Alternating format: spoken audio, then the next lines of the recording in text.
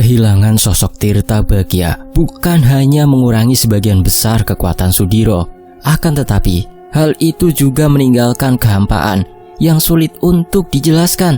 Bagaimana tidak, Tirta Bagya yang selama ini menjadi bagian penting dari dirinya sekaligus pengingat akan sisi gelap yang terus mengintainya itu, kini lenyap meninggalkan ruang kosong yang dipenuhi perasaan bersalah dan kerinduan.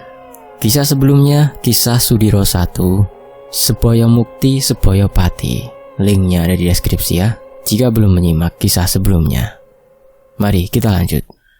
Selain harus merelakan kepergian sosok makhluk gaib tersebut, Sudiro yang kini dalam keadaan rentan itu harus kembali mencari cara untuk menghadapi musuh-musuh lamanya yang tentunya masih mengincar keselamatannya. Ajian Sindong Geni yang dulu menjadi ilmu andalannya saat bertiwi kerama dengan Tirta Bagya kini hanya berupa kilatan kecil tanpa daya penuh. Selain itu, tubuhnya yang dulu mampu menahan energi besar kini terasa lebih rapuh. Sudiro menyadari bahwa pertempurannya melawan sahabatnya kala itu tidak hanya menguras kekuatannya, tetapi juga membuka celah bagi musuh-musuhnya, baik yang terlihat maupun yang berada di balik tabir dunia gaib. Tapi beruntungnya, pertempuran gaib itu berlangsung di lembah jagat maya, hingga kecil kemungkinan makhluk-makhluk gaib yang masih menyimpan dendam kepada Sudiro mengetahui hal itu. Sementara itu, Widanu dengan ilmu pancaworanya yang tetap utuh kini menjadi pelindung utama ayahnya. Ia mengambil peran sebagai penjaga yang lebih aktif, memastikan Sudiro dan juga Sri Kanti tidak terperosok lebih dalam ke dalam kelemahan yang bisa membahayakan mereka. Para perewangannya seperti Katrapawira, Ki Wanasela, Ki Wanataru, dan Wanarupa, meskipun setia, tapi juga tampak gelisah dengan keadaan ini. Tanpa kekuatan penuh Sudiro, mereka tahu pertahanan mereka menjadi lebih terbatas. Hari-hari berikutnya, mereka mulai memperkuat perlindungan di sekitar tempat tinggal mereka. Widanu bersama Katrapawira menciptakan lingkaran energi penjaga di sekitar rumah mereka menggunakan mantra-mantra kuno. Sementara Ki Wanasela yang telah mendapatkan kekuatan sejatinya setelah kembali bertemu dengan Eyang Nagawana memanggil air suci dari mata air di dalam hutan untuk membersihkan aura negatif yang mungkin tersisa setelah pertempuran besar itu. Sementara itu, Ki Wanataru dan Wanarupa memperkuat keseimbangan alam di sekitar rumah dan mengundang energi positif untuk mengalir lebih deras. Namun, di balik upaya perlindungan tersebut, Sudiro mulai merasakan sesuatu yang lebih dalam. Kehilangan sosok sahabat yang juga memberinya kekuatan besar itu membuatnya kembali memikirkan tujuan sejati dari perjalanan spiritual dan kebatinannya.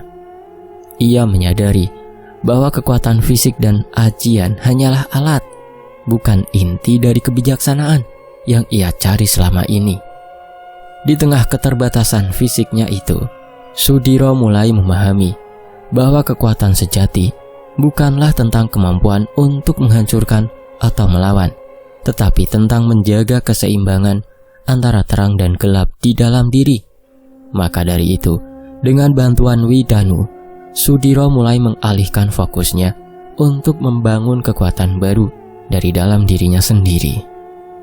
Setiap malam, Sudiro merenung dan bermeditasi lebih dalam, mencoba menyentuh inti dari jiwanya yang telah berulang kali diuji oleh kegelapan. Ia percaya bahwa kekuatan sejati tidak hanya berasal dari ajian atau makhluk perewangan, tetapi dari keseimbangan antara hati, pikiran, dan alam semesta. Ia pun mulai mempelajari mantra-mantra pemurnian baru yang lebih berfokus pada pencapaian keseimbangan dan kedamaian, bukan kehancuran. Dalam proses ini, Sudiro menemukan sesuatu yang baru. Ia merasakan bahwa kekuatan yang selama ini ia cari tidak pernah benar-benar berada di luar dirinya. Semua ajian, mantra, dan perewangan hanyalah cerminan dari potensi besar yang sudah ada dalam dirinya. Ia mulai mengembangkan cara untuk mengakses kekuatan itu melalui kedamaian hati, bukan melalui ambisi atau rasa takut. Malam-malamnya kini diisi dengan doa dan renungan mendalam. Sudiro juga mulai membuka diri untuk berbicara dengan Widanu tentang semua yang ia pendam selama ini. Ketakutannya akan kegelapan, rasa bersalah atas kekerasan yang pernah ia lakukan, dan harapannya untuk menemukan jalan baru. Dalam percakapan itu, ia menyadari bahwa Widanu meskipun lebih muda, tapi memiliki kebijaksanaan yang lahir dari perjalanan spiritualnya sendiri. "Apa yang kini sampean khawatirkan, Pak?" tanya Widanu, membuka percakapan mereka di tengah keheningan malam. "Ndak banyak, Le. Namun, bukan berarti tidak ada. Beberapa hal masih mengganggu pikiran Bapak, terutama tentang Tirta Bagya yang kini memiliki kekuatan besar untuk mengumbar hasratnya, memangsa jiwa-jiwa manusia yang tersesat." Bala Sudiro menjelaskan, "Bagaimana dengan orang-orang dari masa lalu sampean, Pak? Atau mungkin makhluk-makhluk gaib yang selama ini masih menyimpan dendam kepada kita?" tanya Widanu lagi. "Bapak tahu, Le, tidak seharusnya Bapak mengkhawatirkan hal itu. Selama kau berada di sampingku, tapi Bapak juga tidak bisa berdiam diri, Le. Bapak harus mampu menghadapi segala kemungkinan buruk itu," jawab Sudiro dengan wajahnya yang selalu terlihat tenang. "Kalau begitu, kenapa sampean menolak sebagian ilmu Pancawara, Pak? Bukankah dengan memiliki energi dari ilmu Pancawara akan dapat memperkuat semua ajian yang sampean miliki?" ucap Widanu dengan penuh tanda tanya. "Pancawara bukanlah takdirku, Le. Dia tercipta untuk orang-orang dengan hati dan pikiran yang bersih. Oleh karena itu, Pancawara ditakdirkan hadir dalam dirimu yang masih memiliki pemikiran bersih dan hati yang suci. Bukan seperti Bapak yang pernah dibutakan oleh dendam dan menyelesaikan dendam dengan luka baru yang menghadirkan dendam kembali," balas Sudiro yang membuat Widanu termenung. "Beruntungnya aku, Pak, memiliki orang tua yang sangat bijaksana seperti sampean. Bahkan pada detik terakhir pun, Bapak masih dapat berpikir jernih untuk menyelamatkan orang-orang yang tidak berdosa," balas Widanu yang pikirannya kembali ke lembah jagat maya sesaat sebelum pertempuran gaib melawan ayahnya yang bertiwikrama dengan Tirta Bagya pecah. Apakah saat itu Bapak tahu jika yang mengganggu pikiran dan hati Bapak melalui mimpi-mimpi buruk itu ada Tirta, Pak?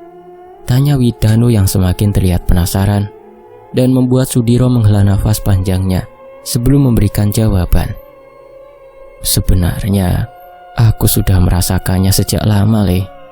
Tapi aku sangat percaya jika Tirta Bagya adalah sahabat yang tidak akan mungkin mengkhianatiku," balas Sudiro menjelaskan dan kembali terdiam beberapa saat setelah itu. "Danu juga sebenarnya sudah mengetahui hal itu, Pak. Tapi Danu takut dianggap lancang jika Danu mengatakan apa yang sedang terjadi di dalam batin Bapak," balas Widanu yang langsung menundukkan wajahnya. "Bapak ini hanyalah manusia biasa, Le. Sudah sepatutnya kau mengingatkan Bapak jika ada sesuatu yang tidak berjalan pada haluannya," balas Sudiro dengan senyumnya yang membuat hati Widanu bergetar. Malam itu menjadi momen yang penuh keheningan dan introspeksi di antara ayah dan anak. Sudiro dan Widanu duduk di bawah sinar rembulan yang temaram. Sudiro mulai menumpahkan segala perasaan yang selama ini ia simpan rapat-rapat. Ia menceritakan tentang bagaimana ia selama ini merasa dihantui oleh kegelapan dalam dirinya yang bermula dari tumbuh suburnya dendam yang ia pelihara setelah kematian keluarganya. Selain itu, Sudiro juga menceritakan bayang-bayang Tirta Bagya yang seolah menjadi perwujudan dari segala amarah, dendam, dan ambisi yang pernah ia miliki. Ia mengakui bahwa di masa lalu ia seringkali terjebak dalam kebanggaan atas kekuatannya, menggunakan ajian-ajian yang ia kuasai untuk menyelesaikan setiap permasalahan tanpa benar-benar mempertimbangkan akibatnya. Kekerasan yang ia lakukan, meskipun seringkali untuk melindungi orang lain, namun meninggalkan jejak yang mendalam di hati dan jiwanya. Rasa bersalah itu tumbuh semakin besar seiring waktu, hingga akhirnya menjadi beban yang sulit ia pikul.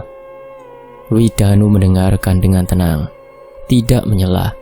Ia memahami bahwa yang ayahnya butuhkan bukanlah nasihat atau jawaban, tetapi telinga yang mau mendengar dan hati yang terbuka. Ketika Sudiro selesai berbicara, Widanu dengan lembut membagikan pandangannya. Ia berbicara tentang perjalanan spiritualnya sendiri, bagaimana ia belajar bahwa kekuatan sejati tidak hanya datang dari ilmu dan latihan, tetapi dari pemahaman mendalam tentang keseimbangan. Widanu percaya bahwa setiap manusia memiliki sisi terang dan gelap di dalam dirinya. Tidak ada gunanya menolak salah satu sisi, karena keduanya adalah bagian yang tidak terpisahkan dari keberadaan manusia. Yang penting adalah bagaimana seseorang menjaga keseimbangan di antara keduanya.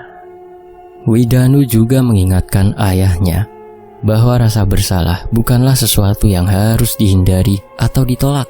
Sebaliknya, rasa bersalah adalah guru yang berharga, pengingat akan apa yang penting dan apa yang harus diubah.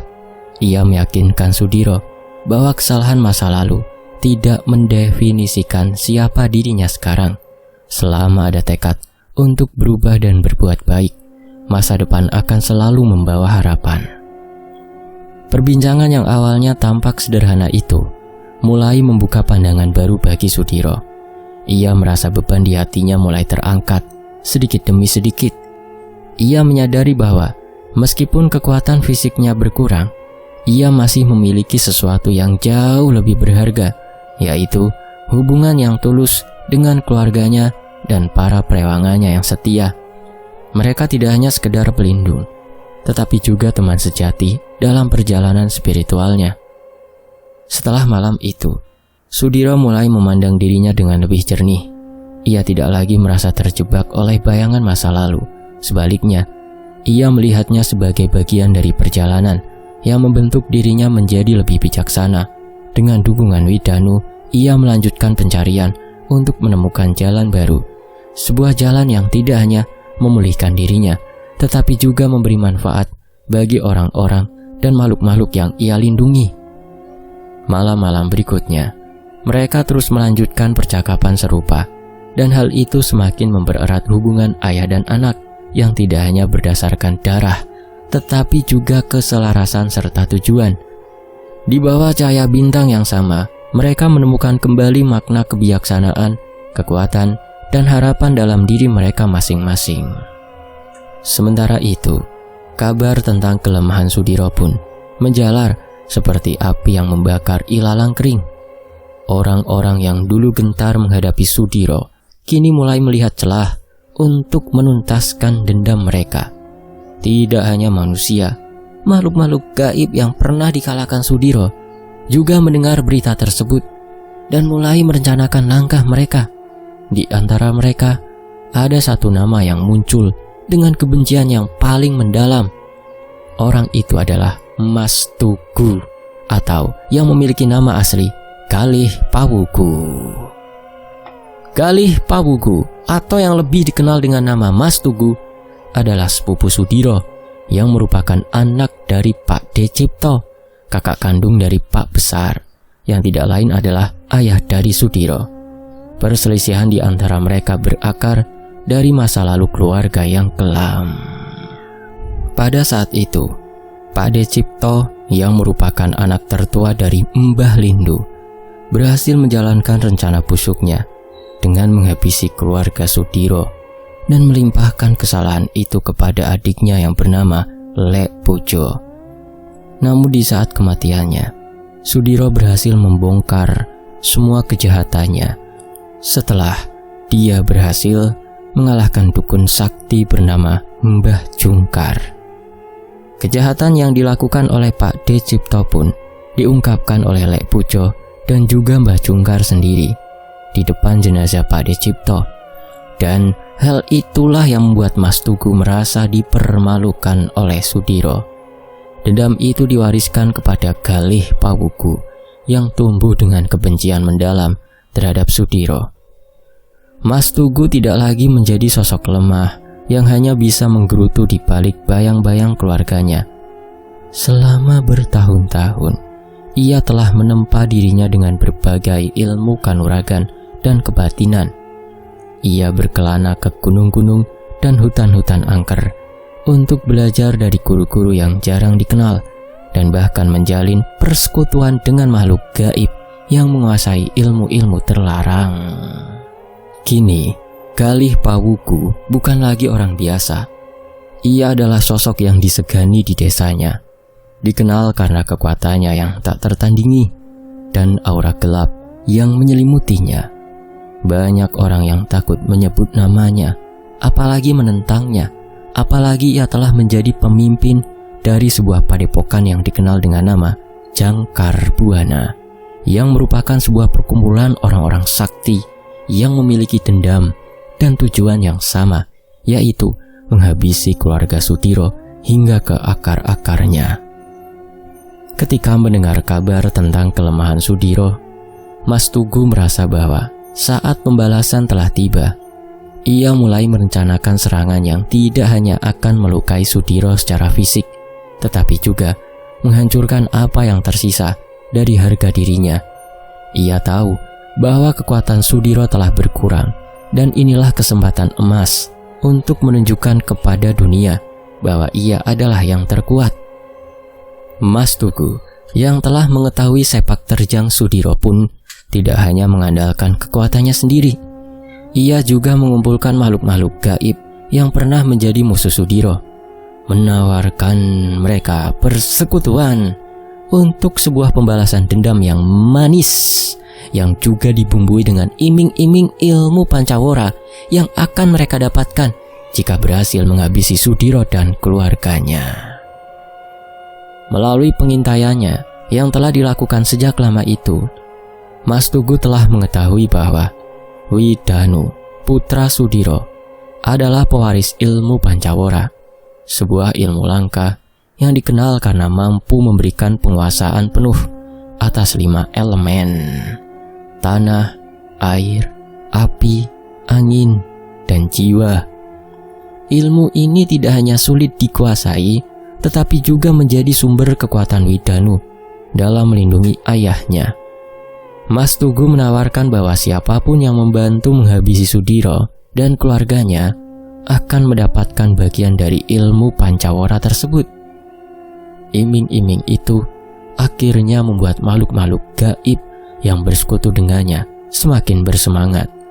Bagi mereka, ilmu Pancawara adalah sesuatu yang sudah sangat lama mereka dengar sebagai mitos. Sebuah kekuatan yang bisa membuat mereka tidak terkalahkan.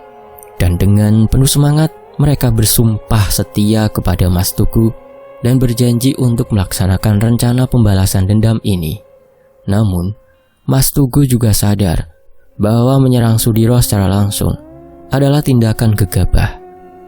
Ia mengatur strategi yang licik, mengirim beberapa makhluk untuk mengacaukan keseimbangan energi di sekitar tempat tinggal Sudiro. Tujuannya adalah melemahkan perlindungan gaib yang telah dibangun oleh Sudiro, Widanu, dan perewangannya. Sementara itu, ia mengirim mata-mata untuk mendekati Widanu dengan harapan bisa menemukan cara untuk mencuri ilmu Pancawara secara langsung. Dengan pasukan yang terdiri dari makhluk-makhluk gaib yang penuh dendam dan niat jahat, serta rencana licik yang dirancang dengan cermat itu, Mas Tugu merasa yakin bahwa kali ini ia akan berhasil. Kegelapan mulai bergerak menuju kediaman Sudiro, membawa ancaman yang lebih besar dari sebelumnya. Namun, di tengah ancaman itu, Sudiro dan Widanu mulai merasakan perubahan energi di sekitar mereka. Para perewangan Sudiro yang setia dan telah berpengalaman itu mulai memberikan peringatan. Mereka tahu bahwa sesuatu yang besar sedang mendekat dan waktu untuk bersiap sudah sangat mendesak. Dan oleh karena itu, mereka pun akhirnya memutuskan untuk meninggalkan tempat tinggal mereka dan pergi ke lembah Jagat Maya. Keputusan untuk meninggalkan tempat tinggal mereka bukanlah hal yang mudah bagi Sudiro dan Widanu. Rumah itu adalah saksi bisu dari perjalanan panjang hidup mereka. Namun, dengan energi gelap yang semakin kuat mendekat, serta peringatan dari para perewangannya, Sudiro tahu bahwa tempat itu tidak lagi aman. Perjalanan menuju ke lembah Jagat Maya memang ditempuh dalam waktu yang cukup singkat, dengan menggunakan ajian lipat bumi yang terasa seperti melipat ruang dan waktu. Sudiro dan Sri Kanti pun meninggalkan tempat asal mereka dan tiba di tepian lembah yang diselimuti kabut tebal. Lembah itu terasa sunyi, namun penuh dengan energi alam yang menenangkan. Aroma dedaunan basah bercampur dengan udara pegunungan yang sejuk, menciptakan suasana yang sekaligus misterius dan menenteramkan. Sesampainya di lembah Jagat Maya, Sudiro segera membawa Sri Kanti ke sebuah tempat yang aman, dikelilingi oleh pohon-pohon raksasa yang memancarkan aura pelindung. Pohon-pohon itu dikenal sebagai pohon taru wening yang dipercaya mampu menyerap energi negatif dan melindungi siapapun yang berlindung di bawah naungannya. Di tempat itu, Sudiro melantunkan doa-doa pelindung sambil memusatkan energinya untuk memperkuat ajian perlindungan di sekeliling mereka. Sementara itu, di belakang mereka, rombongan Widanu, Gadrapawira, Kiwanasela, Kiwanataru, dan Wanarupa bergerak dengan hati-hati. Tugas mereka adalah memastikan bahwa jejak energi yang ditinggalkan oleh ajian lipat bumi tidak dapat dideteksi oleh musuh-musuh mereka. Widanu yang memiliki kepekaan tinggi terhadap perubahan energi memimpin usaha ini. Ia menggunakan ilmu Pancawara untuk menyelaraskan energinya dengan elemen alam di sepanjang jalur perjalanan mereka, menyamarkan jejak dengan menyebar partikel energi yang serupa dengan lingkungan sekitar. Kiwanasela dan Kiwanataru bekerja sama menggunakan elemen tanah dan pepohonan untuk menyembunyikan jejak langkah mereka secara fisik. Setiap tempat di mana rombongan mereka melintas, mereka menutupinya dengan akar-akar pohon atau menyamarkan jejak di tanah menggunakan pasir dan dedaunan. Gadrapawira dan Wanarupa mengambil posisi di bagian belakang rombongan, berjaga-jaga terhadap kemungkinan serangan mendadak. Gadrapawira dengan kekuatannya yang besar siap menghadapi musuh secara fisik, sementara Wanarupa menggunakan kemampuannya menciptakan ilusi untuk membingungkan siapapun yang mencoba mengikuti mereka. Sesampainya di lembah Jagat Maya, Widanu segera menemui ayahnya. Ia memberitahukan bahwa jejak mereka telah sepenuhnya dihapus dan kemungkinan besar musuh tidak akan segera menemukan lokasi mereka. Sementara itu, Sudiro mulai mempersiapkan tempat untuk perlindungan jangka panjang. Dengan bantuan para perewangan, ia menciptakan lingkaran energi perlindungan di sekitar lembah, menggunakan kekuatan dari alam sekitar untuk memperkuat batas-batas lembah. Namun, meskipun mereka telah tiba dengan selamat, Sudiro tidak terpuas diri. ia tahu bahwa ini hanyalah awal dari ujian yang lebih besar.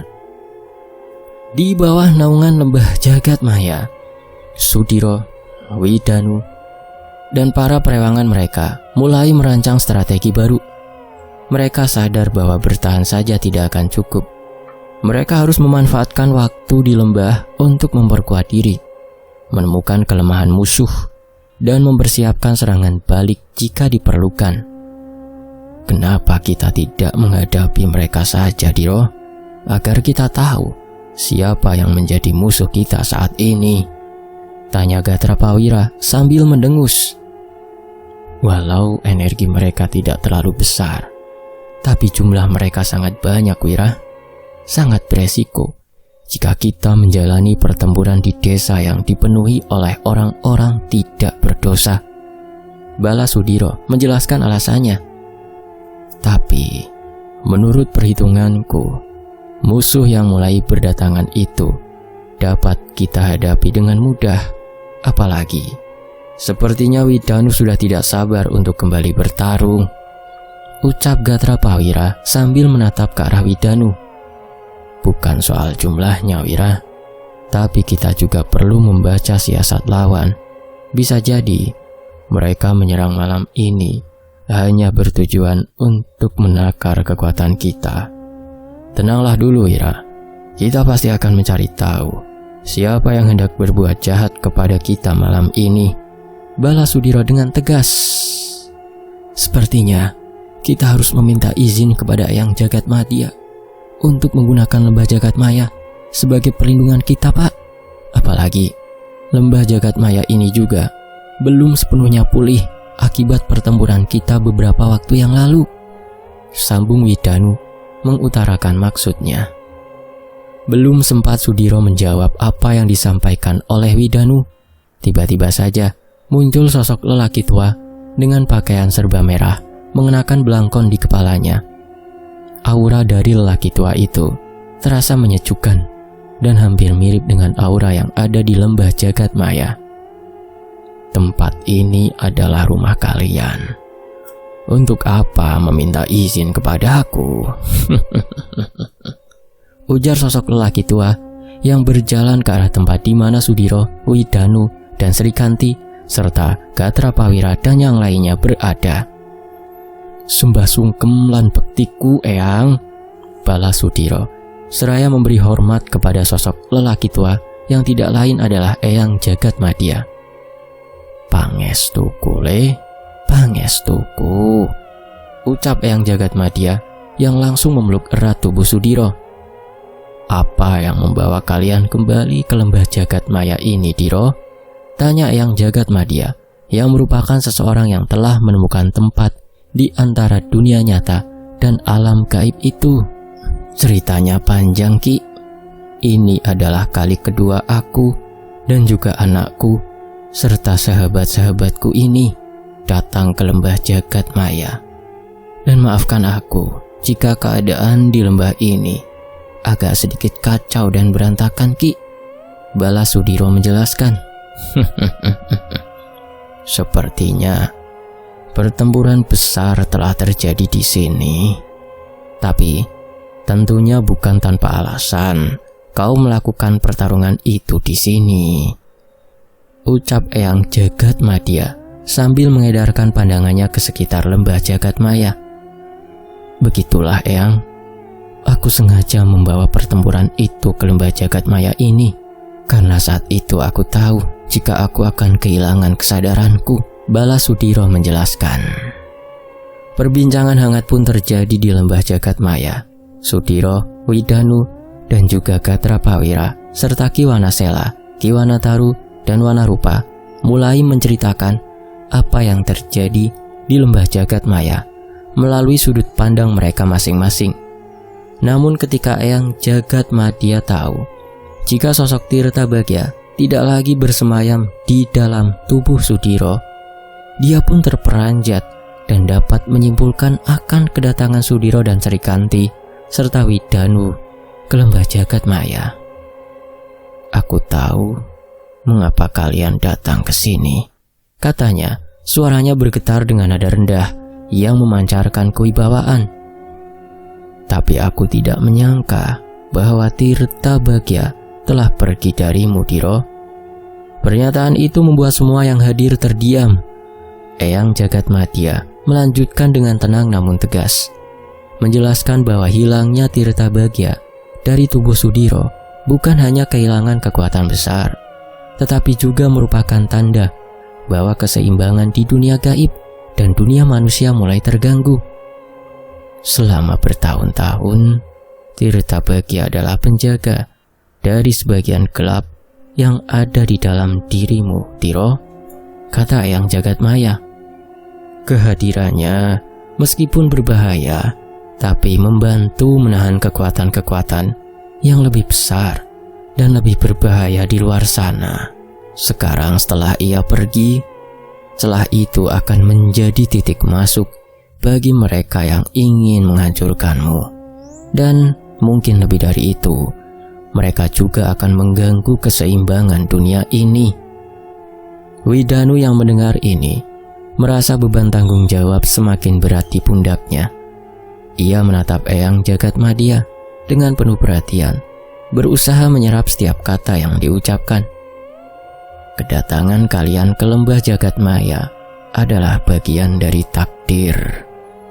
Lembah ini bukan hanya tempat perlindungan, tapi ini adalah medan ujian. Disinilah kalian akan menemukan jawaban tentang bagaimana melindungi diri dan dunia ini dari ancaman yang semakin mendekat. Namun itu tidak akan mudah, ujar Eyang Jagatmaya melanjutkan. Dan menurutku, sebaiknya kita cari siapa yang sedang mengganggumu.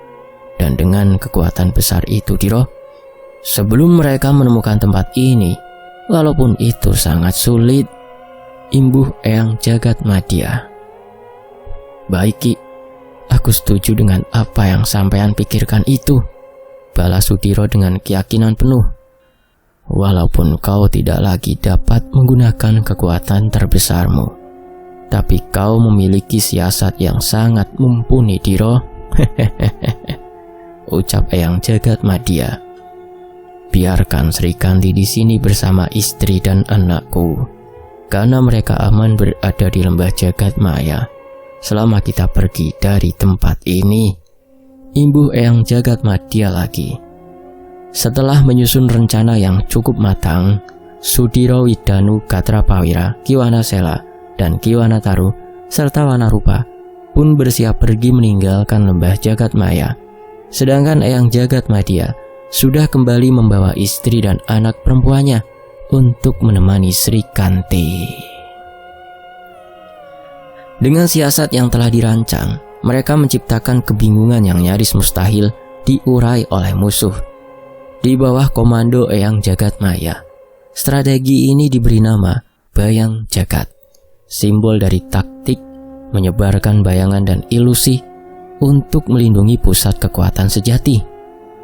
Ketika malam mulai menyelimuti lembah Jagatmaya, pergerakan mulai dilakukan. Widanu dengan kemampuan ajian Pancawara telah menciptakan 7 wujud identik dari dirinya sendiri. Masing-masing tiruan memiliki aura energi yang sangat mirip dengan aslinya, membuat deteksi oleh musuh menjadi tugas yang sia-sia. Wanarupa dengan keahliannya yang tiada duanya dalam merubah wujud, berdiri sebagai Sudiro yang sempurna. Tidak hanya penampilannya, bahkan gerakan dan auranya menyerupai Sudiro dalam keadaan puncak kekuatan. Bersama salah satu kembaran Widanu, ia bergerak menuju jalur yang paling mungkin digunakan oleh musuh untuk menyerang, menjadi umpan yang sangat meyakinkan.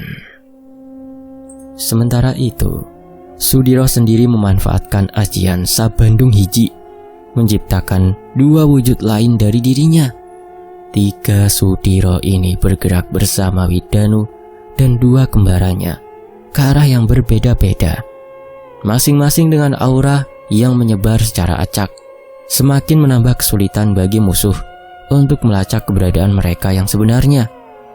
Katrapawira, Kiwanasela, dan Kiwanataru melengkapi formasi dengan mengambil wujud Sudiro. Meskipun transformasi mereka tidak sehalus Wanarupa, kehadiran mereka tetap memberikan ilusi tambahan. Bersama, formasi ini menghasilkan 9 Sudiro yang tersebar, membuat musuh tidak memiliki cara untuk membedakan mana yang asli. Langkah terakhir dari strategi ini adalah menciptakan medan gaib di sekitar lembah. Eyang Jagatmadya dengan kekuatan batinnya yang luar biasa menyelimuti seluruh lembah dengan kabut tipis berwarna keemasan. Kabut ini memiliki kemampuan untuk mengaburkan energi gaib, sehingga setiap usaha musuh untuk mendeteksi posisi sebenarnya akan berakhir dengan kebingungan total. Sementara itu, Mas Tugu dan makhluk-makhluk gaib yang menjadi sekutunya harus dibuat kecewa karena telah kehilangan jejak Sudiro. Awalnya mereka memiliki keyakinan yang besar bahwasanya mereka akan mengepung Sudiro dan menghancurkannya dalam satu serangan besar. Namun, ketika mereka berada di kediaman Sudiro, mereka tidak mendapatkan apapun di sana. Mas Tugu berdiri di tengah kediaman Sudiro. Matanya memandang tajam ke arah sekeliling, mencari tanda-tanda keberadaan musuh yang ia buru. Namun yang ia temukan hanyalah keheningan yang menusuk. Sisa-sisa energi di tempat itu begitu samar, seperti jejak yang sengaja dihapus oleh penghuninya. Makhluk-makhluk gaib yang menjadi sekutunya tampak gelisah, merasakan kegagalan yang tidak mereka duga. Kabut malam yang menyelimuti area itu seakan memperburuk suasana. Tanah di sekitar masih memancarkan aura bekas ajian lipat bumi. Tetapi itu hanya cukup untuk menunjukkan bahwa Sudiro dan keluarganya telah pergi jauh. Mas Tugu menggertakkan giginya, merasakan amarah yang berkobar, tetapi juga menyadari bahwa lawannya bukanlah sosok yang mudah dikecoh. Dari kejauhan, seekor makhluk gaib bersayap hitam mendekati Mas Tugu. Dengan suara berat, ia melaporkan bahwa mereka tidak menemukan jejak energi yang kuat di sekitarnya. Semua jalur kemungkinan telah tertutup, seakan Sudiro menghilang begitu saja tanpa meninggalkan petunjuk. Para sekutu gaib lainnya mencoba menelusuri aura yang tersisa, tetapi usaha mereka berakhir dengan kebingungan. Mas Tugu akhirnya memutuskan untuk menghentikan pencarian di tempat itu. Ia menyadari bahwa ini adalah permainan yang sengaja dirancang oleh Sudiro untuk membingungkan mereka. Namun di dalam hatinya, ia merasa semakin yakin bahwa pertempuran berikutnya tidak bisa dilakukan tanpa strategi yang lebih matang. Ia memerintahkan makhluk-makhluk gaibnya untuk menyebar dan mengumpulkan informasi lebih lanjut, berharap dapat menemukan petunjuk yang lebih jelas. Setelah menghabiskan waktu di lembah Jagatmaya untuk mematangkan strategi, Sudiro, Widanu, dan para perewangan akhirnya kembali ke kediaman mereka dengan siasat yang telah direncanakan dengan cermat. Dalam perjalanan pulang, mereka memastikan energi mereka tetap tersembunyi, hanya melepaskan sedikit jejak pada saat-saat tertentu untuk memancing perhatian pihak musuh. Setibanya di kediaman, mereka segera memulai langkah-langkah untuk menjalankan rencana. Sementara itu, ketujuh Sudiro hasil dari ajian Sabandung Hiji dan juga perwujudan dari Wanarupa, Kadrapawira, Kiwanasela, serta Kiwanataru mulai bergantian memasuki rumah satu persatu dengan gerakan terkoordinasi.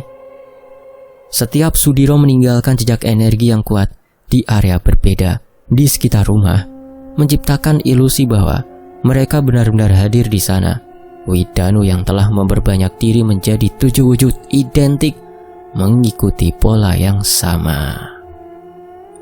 Setelah meninggalkan jejak-jejak tersebut, setiap wujud segera meninggalkan lokasi melalui jalur yang berbeda, membawa serta energi palsu yang mengarah ke berbagai arah. Kadrapawira, Kiwanasela, Kiwanataru, dan Wanarupa memperkuat tipuan ini dengan menciptakan gangguan energi tambahan, membuat para makhluk gaib musuh semakin bingung dengan jejak yang harus mereka ikuti. Sementara itu, Sudiro asli bersama Widanu tetap berada di kediaman mereka. bersembunyi di ruang meditasi yang telah dipenuhi dengan lapisan-lapisan pelindung energi. Ruang tersebut dirancang khusus oleh Sudiro untuk mengisolasi keberadaan mereka dari deteksi makhluk gaib manapun. Di luar, rencana mereka mulai membuahkan hasil. Makhluk-makhluk gaib yang menjadi sekutu Mas Tugu tiba di sekitar kediaman Sudiro, merasakan gelombang energi yang bercabang-cabang ke berbagai arah. Mereka segera terpecah menjadi kelompok-kelompok kecil, masing-masing mengikuti jejak yang berbeda. Mereka percaya bahwa mereka sedang mengejar Sudiro asli atau Widanu yang sebenarnya, tetapi kenyataannya mereka hanya mengikuti bayangan ilusi yang telah dirancang dengan sangat teliti. Sementara itu Mas Tugu yang memimpin dari kejauhan mulai merasa sesuatu yang ganjil. Namun kesombongan dan keyakinannya bahwa ia akan menang membuatnya terus melanjutkan rencana pengejaran. Ia mengerahkan makhluk-makhluk gaib terbaiknya untuk menyisir area lebih jauh, berharap salah satu dari mereka akan menemukan target yang asli. Di dalam rumah, Sudiro memejamkan mata, merasakan setiap gerakan musuh di sekitarnya, mulai getaran energi di udara. Ia tahu bahwa siasat ini hanya akan memberi mereka waktu, tetapi waktu itu sangat berharga. Dengan penuh kesadaran, ia memanfaatkan momen ini untuk memperkuat pertahanan spiritualnya, menyatu dengan energi alam semesta yang ia pelajari selama bertahun-tahun. Widanu duduk di samping ayahnya, menjaga konsentrasi penuh sambil memperhatikan perubahan energi di luar. Ia tahu bahwa pertempuran besar mungkin tidak bisa dihindari, tetapi mereka telah berhasil menciptakan sedikit keunggulan dengan menguasai permainan tipu daya ini. "Apakah kau sudah siap, Le?" tanya Sudiro sesaat setelah membuka kedua matanya. Dengan anggukan kepalanya, Widanu pun menyatakan kesiapannya, dan tanpa menunggu mereka pun keluar dari dalam persembunyiannya, lalu memancarkan energi besar untuk mengundang musuh-musuhnya. Langit di atas kediaman Sudiro mulai bergetar ketika energi besar yang dipancarkan oleh Sudiro dan Widanu menyebar ke segala penjuru. Energi itu seperti gelombang yang menggema di alam semesta, memanggil siapa saja yang ingin membalas dendam untuk datang. Tidak butuh waktu lama bagi para makhluk gaib dan sekutu Mas Tugu untuk merasakan kehadiran mereka. Mas Tugu yang juga memiliki kepekaan terhadap energi milik Sudiro langsung berhenti di tengah pengejarannya yang sia-sia. Ia merasakan energi yang kuat dan familiar, energi yang selama ini ia nantikan untuk dihancurkan. Dengan satu hentakan kaki, tubuhnya melesat menuju lokasi Sudiro seperti kilatan petir, diikuti oleh 3 sekutu gaib terkuatnya. Sudiro berdiri tegap di tengah halaman. Tubuhnya dikelilingi oleh aura energi biru kehijauan yang berpendar. Di sampingnya, Widanu tampak memancarkan energi pancawara yang berputar seperti badai kecil. Mereka berdua tampak tenang, namun mata mereka penuh dengan tekad. Dari kejauhan, bayangan Mas Tugu mulai terlihat. Ia berjalan perlahan, diikuti oleh sosok-sosok makhluk gaib yang mengerikan. Sosok tinggi besar dengan mata merah menyala, makhluk bertubuh serigala dengan taring tajam, hingga sosok wanita dengan rambut panjang yang melayang-layang di udara. Mas Tugu sendiri tampak memancarkan energi hitam pekat, seperti api gelap yang membakar segala sesuatu di sekitarnya. Tanpa aba-aba, pertarungan besar pun dimulai. Mas Tugu yang sudah terbakar oleh api dendam langsung melesat menyerang ke arah Sudiro, sedangkan Widanu langsung menghadang ketiga makhluk gaib perewangan Mas Tugu dengan energi pancawara yang sangat besar. Mas Tugu melesat seperti kilat. Serangganya diliputi oleh energi hitam pekat yang berputar liar. Tubuhnya tampak menyatu dengan aura dendam yang membakar, menciptakan tekanan luar biasa yang bahkan membuat energi pelindung yang ada di sekitarnya retak. Ia menyerang Sudiro dengan ajian pancar payu, meluncurkan hantaman angin dahsyat yang memecah udara di jalannya. Meskipun merasa berat melawan kekuatan sepupunya yang kini luar biasa besar, tetap Sudiro terlihat tetap tenang. Dengan gerakan cepat, ia mengeluarkan ajian Sindong Geni hingga menciptakan perisai api besar yang langsung menghadang serangan Mas Tugu. Akan tetapi, hantaman angin dari ajian Pancar Bayu menghancurkan ajian Sindong Geni dengan mudah. Namun, walaupun begitu, Sudiro sudah mengantisipasi serangan berikutnya. Dia melompat tinggi ke udara sambil melontarkan ajian Singgung Geni yang merubah jarum-jarum berkarat yang telah dia siapkan menjadi duri berapi yang melesat menyerang ke arah Mas Tugu. Ajian Sindong Geni pun menciptakan ledakan keras yang membuat debu dan pecahan tanah berhamburan. "Rupanya, kau belum sepenuhnya kehilangan kesaktianmu, Diro," ujar Mas Tugu yang wujudnya telah berubah menjadi sosok macan kumbang dengan cakar tajam di kedua tangannya. "Apa yang kau dengar belum tentu sepenuhnya benar, Mas. Sebaiknya kau hentikan semua ini," balas Sudiro dengan tatapan tajam ke arah Mas Tugu. 20 tahun yang lalu, aku membayangkan bisa mencekik lehermu dan memutus kepalamu, Diro. Rasa malu yang kau berikan malam itu masih aku rasakan hingga detik ini. Dan sepertinya sebentar lagi keinginanku 20 tahun yang lalu akan segera terlaksana hari ini, balas Mas Tugu dengan tegas. "Maafkan aku, Kang Mas. Saat itu aku benar-benar dibutakan oleh dendam. Selain itu, aku juga sangat ingin mengungkap kematian keluargaku," balas Sudiro dengan tenang. "Kalau begitu anggaplah saat ini aku adalah dirimu 20 tahun yang lalu," pungkas Mas Tugu yang kembali melesat ke arah Sudiro. Di sisi lain, Widanu pun bertempur menghadapi ketiga makhluk gaib perewangan Mas Tugu. Energi pancaora yang ia keluarkan menciptakan 7 wujud dirinya yang lain, yang masing-masing bergerak cepat untuk mengepung makhluk-makhluk itu. Ketiga makhluk gaib tersebut mencoba menyerang balik, tetapi mereka kewalahan menghadapi serangan Widanu yang tanpa celah itu. Sementara itu, di tempat yang berbeda, jauh dari lokasi Sudiro dan Widanu, pertempuran gaib berlangsung dengan intensitas tinggi. Katrapawira dengan tubuh yang memancarkan cahaya kebiruan yang berasal dari ajian Langlang Jagat dikepung oleh puluhan makhluk gaib yang terlihat seperti bayangan-bayangan kabur dengan mata merah menyala. Makhluk-makhluk itu menyerang secara serempak, meluncurkan cakar-cakar tajam mereka dan energi hitam pekat. Namun Katrapawira tidak gentar. Dengan kekuatan pedang yang ada di keempat tangannya, Katrapawira membuat sebuah putaran cepat hingga menciptakan badai kecil yang menyapu para makhluk itu hingga terpental. Beberapa dari mereka mencoba bangkit, tetapi Katrapawira sudah menyiapkan serangan berikutnya. Ia mengangkat tangannya, memenggal kepala dari makhluk-makhluk gaib tersebut yang langsung menghancurkan mereka satu persatu.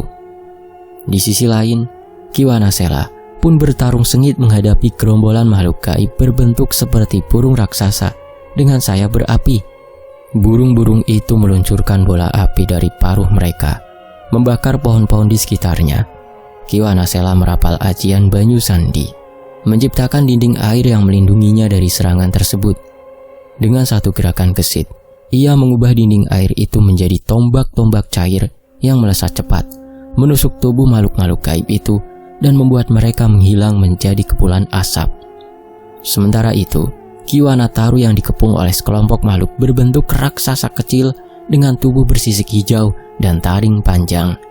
Makhluk-makhluk itu menyerangnya dari segala arah, tetapi Kiwanataru memiliki keunggulan di medan yang penuh pepohonan. Ia merapal ajian alas pajang, menghidupkan akar-akar pohon di sekitarnya. Akar-akar itu bergerak seperti ular, melilit tubuh para makhluk tersebut dan menghancurkan mereka dengan kekuatan yang luar biasa. Wanarupa dengan kemampuan berubah wujud menghadapi musuh-musuhnya dengan strategi yang cerdik. Ia mengubah dirinya menjadi seekor naga emas besar, memancarkan aura yang begitu kuat sehingga membuat beberapa makhluk gaib langsung kabur ketakutan. Namun sebagian makhluk yang tersisa mencoba melawan. Dengan satu hembusan nafasnya, Wanarupa menciptakan gelombang energi api yang membakar para makhluk itu hingga habis. Keempat perewangan Sudiro ini menunjukkan kesaktian mereka yang luar biasa. Tidak hanya dalam kekuatan, tetapi juga kecerdasan dalam bertarung. Dalam waktu singkat, medan pertempuran yang tadinya dipenuhi dengan energi gaib yang mencekam menjadi hening kembali. Hanya sisa-sisa kabut hitam dan bekas luka di tanah yang menjadi saksi bisu pertempuran tersebut. Setelah memastikan bahwa tidak ada lagi ancaman, mereka berkumpul di titik pertemuan yang telah disepakati sebelumnya. Dengan tubuh yang tetap siaga dan energi mereka yang belum sepenuhnya dipulihkan, mereka memutuskan untuk segera kembali ke tempat Sudiro dan Widanu berada. Meskipun pertempuran telah mereka menangkan, mereka tahu bahwa ini hanyalah awal dari ancaman yang lebih besar yang mungkin akan datang. Sementara itu, pertarungan antara Sudiro dan Mas Tugu semakin sengit. Mas Tugu melancarkan serangan brutal dengan kombinasi ajian Guntur Wisa, meluncurkan kilatan petir bercampur racun yang menghantam ke tubuh Sudiro. Sudiro melompat mundur, menghindari serangan itu dengan selisih yang tipis. Setelah itu ia segera merapal kalageni, menciptakan lingkaran pelindung di sekelilingnya untuk menahan serangan berikutnya. Mas Tugu tidak memberikan Sudiro waktu untuk bernafas. Ia melompat dengan kecepatan tinggi, mengayunkan tangannya yang kini berselimut energi hitam, menghantam lingkaran pelindung Sudiro dengan kekuatan penuh. Pelindung itu retak, tetapi cukup untuk memberi Sudiro waktu melancarkan serangan balasan. Dengan gerakan cepat, ia merapal ajian Wisageni, meluncurkan gelombang energi biru yang menyerang langsung ke dada Mas Tugu, membuatnya terlempar beberapa meter ke belakang. Akan tetapi, yang baru saja dihantam oleh Sudiro itu bukanlah perwujudan asli Mas Tugu. Dan tanpa disadari oleh Sudiro, Mas Tugu yang asli mencengkeram kedua bahunya dari arah belakang dan langsung menendangnya dengan kekuatan penuh. "Bersiaplah, Diro, aku akan mencekik lehermu dan mematahkannya," ujar Mas Tugu sambil melesat ke arah Sudiro. Namun dengan sigap, Sudiro menghindar. Walaupun telah terkena serangan telak dari Mas Tugu, tapi tampaknya Sudiro tidak mendapati luka sedikit pun. "Mustahil, tanpa perewangan yang ada dalam tubuhmu, mustahil kau bisa bangkit, Diro," ujar Mas Tugu dengan wajah yang terlihat sangat kesal. "Kau salah, Mas. Aku tetaplah Sudiro, walau tanpa perewanganku itu. Dan sebelum aku bertemu dengan Tirta Bagya, aku sudah memiliki pedang mayit yang mampu menahan ajian sakti, bahkan senjata pusaka sekalipun," balas Sudiro sambil mengeluarkan ajian Sindong Geni yang kini telah mengepung tubuh Mas Tugu. "Apa kau pikir aku akan mati dengan ajianmu ini, Diro? Aku bukanlah Mbah Cungkar dan juga bukan Mbah Sronggot yang dapat kau kalahkan dengan mudah. Tapi aku adalah Galih Pawuku, penerus Trah Cipta Degya," balas Mas Tugu dengan energinya yang meningkat pesat. "Siapapun dirimu, kau sudah kalah ketika kau menginjakan kaki di tempat ini, Kang Mas. Apakah kau tidak merasa jika tempat ini adalah sebuah dimensi lain yang diciptakan oleh ilmu Pancawara? Lihatlah sekelilingmu, Mas," balas Sudiro yang langsung menyudahi ajian Sindong Geni miliknya hingga menampakkan sebuah tempat luas yang tampak gersang seperti gurun yang tak berujung. Tanpa memperdulikan apa yang dikatakan oleh Sudiro, Mas Tugu pun terus melancarkan serangannya. Namun tanpa disadari oleh Mas Tugu, serangan-serangannya itu tidak sedikit pun mengenai Sudiro. Hal itu terjadi karena saat ini Mas Tugu telah berada pada dimensi yang berbeda. "Ilusi apa yang kau gunakan, Diro? Jangan jadi pengecut. Hadapi aku dengan kekuatanmu, Diro," ujar Mas Tugu yang semakin kesal. "Ini bukanlah ilusi, Mas. Tapi kau telah masuk ke dalam perangkap yang telah diciptakan oleh ilmu Pancawara. Dan melalui perangkap itulah, aku dan Widanu membawamu ke tempat ini, Kang Mas," balas Sudiro menjelaskan. "Dendam yang terbayar akan melahirkan dendam baru, Kang Mas. Sepertinya sampean akan berada di tempat ini selamanya, agar anak cucu kita tidak lagi menyimpan dendam." Imbu Sudiro yang tentunya membuat Mas Tugu kesal. "Aku pasti akan menemukanmu, Diro. Tunggulah kedatanganku," ucap Mas Tugu yang mulai menyadari kekalahannya. "Jika sampean mampu keluar dari lembah Segoro Geni, maka aku bukanlah tandinganmu lagi, Mas. Tapi ingat, kejahatan akan berada di dalam tempatnya sendiri dan tidak akan mampu menghancurkan kebaikan," balas Sudiro yang langsung pergi meninggalkan tempat yang disebutnya Lembah Segoro Geni. Dengan ilmu pancawara miliknya, Widanu pun langsung menutup jalan keluar dari Lembah Segoro Geni dan meninggalkan Mas Tugu yang terkurung di dalamnya. Dan setelah pertempuran besar itu terjadi, Sudiro, Widanu, Gatrapawira, Kiwanasela, dan Kiwanataru serta Wanarupa kembali ke lembah Jagat Maya. Ketika Gatrapawira, Kiwanasela, Kiwanataru, dan Wanarupa tiba kembali di lembah Jagat Maya, mereka langsung disambut oleh aura keheningan yang tidak biasa. Sudiro dan Widanu tengah duduk di tengah lingkaran energi, menyambut kepulangan mereka dengan pandangan serius. Setelah memastikan bahwa semua telah kembali dengan selamat, Widanu berdiri dan mulai menjelaskan penemuannya.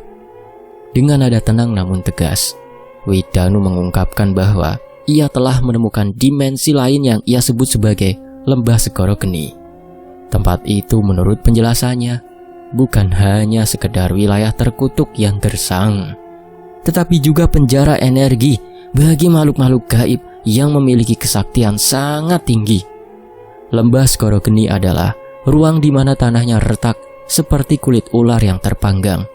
Langitnya selalu memancarkan warna merah darah, dan angin yang bertiup membawa desis serta jeritan kesakitan yang terus-menerus.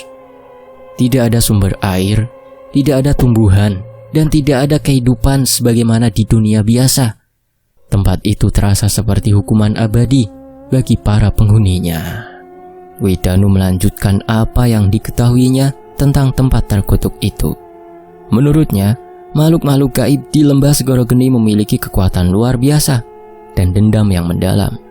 Mereka telah lama mencoba melarikan diri dari tempat itu untuk mencari kebebasan. Beberapa di antaranya bahkan sudah mulai berhasil menembus batas dimensi. Meskipun hanya sesekali, ia yakin energi yang mereka pancarkan merupakan ancaman besar yang bisa membahayakan keseimbangan dunia, baik bagi manusia maupun makhluk gaib lainnya. Para perewangan terdiam mendengar penjelasan tersebut, memahami besarnya ancaman yang mungkin datang.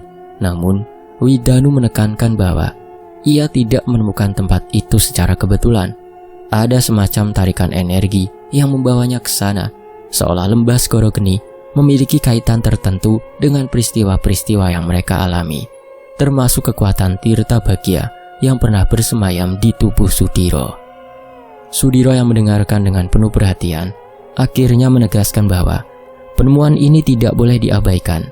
Jika makhluk-makhluk di Lembah Segoro Geni berhasil keluar, mereka tidak hanya akan mencari kebebasan, tetapi juga mungkin membawa kehancuran besar.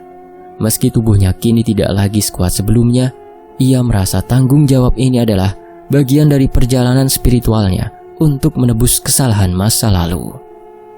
Dengan perasaan campur aduk antara kewaspadaan dan tekad, Sudiro kembali merenung. Ia tahu perjalanan ini akan menguji batas-batas kekuatan dan kebijaksanaannya. Namun, ia juga yakin bahwa di tengah kegelapan masih ada secercah harapan dan sebuah kesempatan untuk menemukan keseimbangan sejati antara terang dan gelap. Kisah Sudiro 2 Lembah Segoro Geni selesai. Nantikan kisah berikutnya hanya di UN Anthony. Terima kasih untuk penulisnya, Bang Untung, dan terima kasih buat teman-teman yang setia menyimak di sini. Wassalamualaikum, sampai jumpa di kisah berikutnya. Matur nuwun. Alhamdulillah.